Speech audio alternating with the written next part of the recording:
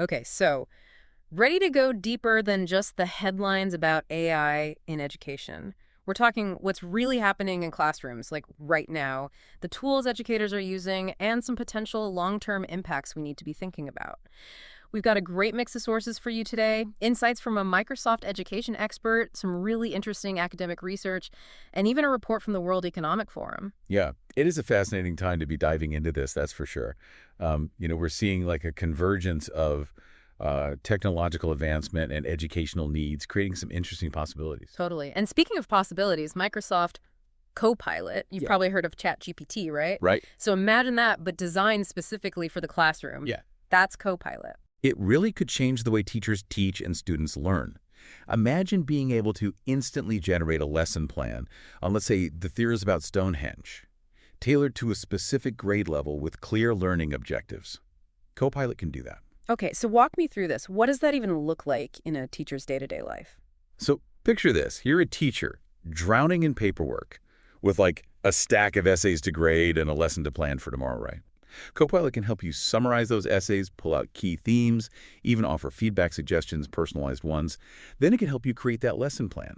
Not just a basic outline, but a fully fleshed out plan with different content formats like summaries, tables, even photorealistic images, all pulled directly from trusted sources. So it's almost like having a personal teaching assistant, but digital. That's huge for teacher workload and potentially for reaching students with different learning styles. This also makes me think about the students themselves. How does Copilot work for them? It really blurs the line between a helpful tool and a learning partner, I think. Imagine a student who is struggling with research for a paper. Instead of getting lost in, a sea of search results, they can use Copilot to pull relevant information directly from academic journals, PDFs, even websites, all within, Microsoft 365. They're already familiar with that environment. Yeah. It really streamlines the research process and allows students to focus on higher level tasks, critical analysis and synthesis. It's like giving students a research superpower. Yeah. Can't all be sunshine and roses, right? Yeah. Are there any potential downsides we need to be considering even at this early stage? Oh, absolutely. One of the biggest questions is how this will impact the development of original thought and critically evaluating information. When you have a tool that can generate such high-quality content so easily, it raises concerns about plagiarism, over-reliance on technology, and potentially even hindering a student's ability to form their own arguments and ideas. That's a really good point. It's like with calculators, they're amazing tools, but you still need to understand the underlying math concepts. This makes me think about the bigger picture of AI in education. We're seeing real-world applications popping up all over the globe. It's true. We're past the theoretical stage, and we're seeing AI being implemented in classrooms to address some pretty big challenges, especially when it comes to things like literacy gaps and accessibility. Okay, so let's dive into some specific examples. What's caught your eye in the research? One program that's really interesting is UNICEF's Accessible Digital Textbooks, ADTs. Think about the potential impact on students with disabilities. Okay, so we're talking about more than just putting like a textbook on a tablet, right? Exactly. ADTs are designed to be truly interactive and customizable. Imagine a textbook that offers narration, sign language videos, audio descriptions, and even the ability to adjust the font size and background color. Wow, so a student who is visually impaired could listen to the textbook, and a student with dyslexia could have it read aloud in a way that makes sense for them. Precisely. And it goes beyond that. Students can highlight text, take notes, and even have the text translate into different languages, all within the textbook itself. That's incredible. It seems like it could be a game changer for creating a truly inclusive learning environment. But I also wonder about the practicalities. Is this something that's readily available, affordable for schools? Yeah, that's the challenge. And it speaks to a broader issue with AI in education, which is ensuring equitable access. While the technology is incredibly promising, there are still significant hurdles to overcome in terms of funding, infrastructure, and teacher training. Makes sense. It's like having a brand new fleet of electric buses, but no charging stations. Okay, so what about other programs? Are there any that focus specifically on improving core skills, like literacy? Absolutely. One compelling example is a program called Letras, which is being used in Brazil to help students improve their writing skills. Okay, Brazil is a huge country. How does that even work on such a large scale?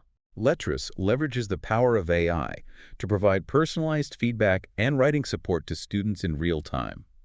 So basically, students write their essays within the Letras platform, and the AI analyzes their work, identifying grammatical errors, suggesting improvements to sentence structure, and even offering vocabulary enhancements. So it's like having a personal writing tutor available 24/7. Yeah. That seems particularly useful in countries like Brazil, with large populations and limited resources for one-on-one support. But Yeah. does it actually work? The results are impressive. One state in Brazil that implemented Letras saw a five-fold improvement in their national exam scores after using the program. A five-fold improvement? Yeah. That's huge. It really highlights the potential of AI to personalize learning at a scale that wouldn't be possible with traditional teaching methods. What other innovations are out there? I'm ready to have my mind blown even further. Get ready, because this next one is like a glimpse into the future of personalized learning. South Korea is on track to roll out AI-powered digital textbooks across its entire education system by 2025. Okay, we've talked about digital textbooks before, but what makes these ones different? These AI-powered textbooks go beyond simply digitizing content.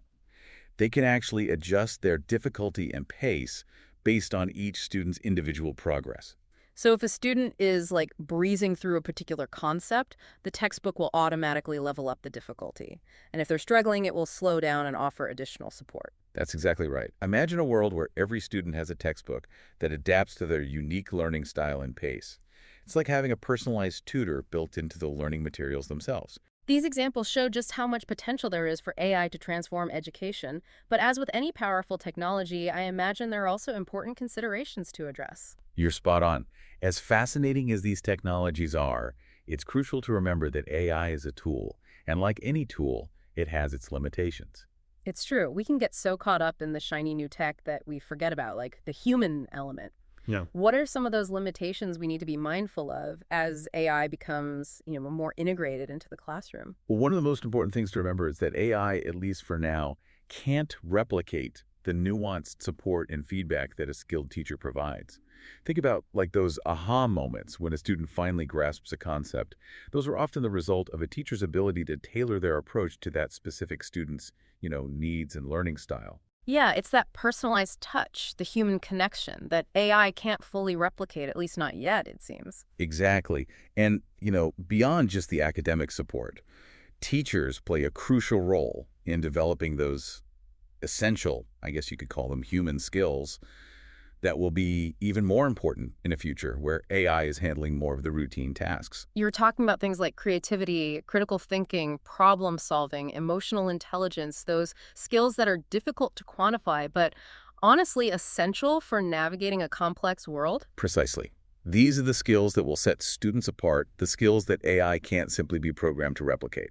And that's where the idea AI literacy becomes so important. Okay, AI literacy, I've heard that term thrown around, but what does that actually mean in the context of education? Well, it's about going beyond simply knowing how to use AI tools. It's about equipping students with a deeper understanding of what AI is, how it works, its capabilities, and maybe even more importantly, its limitations. So not just teaching them how to use the tools, but like teaching them to think critically about the tools themselves. Exactly. We need students who understand that AI isn't magic, it's not infallible, it's only as good as the data it's trained on, right? We need students who can ask the right questions like, Yeah. where did this information come from? How was this AI system created? What are the potential biases that might be baked in? It's like teaching them to be like savvy consumers of information, but in this case, the information is being generated by an AI. Precisely. And that kind of critical thinking is essential, not just for navigating a world that's, increasingly shaped by AI, but for being an informed and engaged citizen in general. Totally. So AI literacy isn't just a tech skill, it's a fundamental life skill for the 21st century. Yeah, absolutely. Yeah. And along with AI literacy, there's another key skill set that's becoming super relevant in the age of AI, and that's computational thinking. Okay, computational thinking, that sounds pretty technical. Break it down for me. What exactly is that and why is it so important? Well, it's basically a problem-solving approach that kind of borrows from the world of computer science, but it's applicable across a wide range of disciplines. It's about breaking down complex problems into smaller, more manageable steps, much like a computer would. So even if a student never becomes a programmer, developing these computational thinking skills can help them approach challenges in a more structured, logical way. Exactly. Imagine a student trying to write a research paper. Computational thinking can help them break down that, often daunting task into smaller, more manageable steps. Researching, outlining, drafting, revising. It's like giving them a mental framework for tackling complex tasks, regardless of what the subject matter is. Precisely. And it goes beyond just problem solving. Computational thinking can also foster creativity. When you learn to break down problems into smaller parts, you often discover new and innovative ways to approach those problems. It's like giving them a new lens through which to view the world, basically. And I mean, as we've seen from these incredible real world examples, AI has the potential to personalize learning at a scale we never thought possible, to break down barriers to access and to empower both students and teachers. But it's not a magic bullet, and it's not about replacing human connection and critical thinking. Well said. The future of education isn't about choosing between humans or AI. It's about finding that right balance, leveraging the power of AI to enhance, not erase, the irreplaceable human element. It's about using these powerful tools thoughtfully and ethically to create a more inclusive, engaging, and honestly, a more effective learning experience for all students. And that's something to really think about as we all continue to kind of explore this ever-evolving landscape of AI in education. Thanks for joining us on this deep dive. We'll see you next time.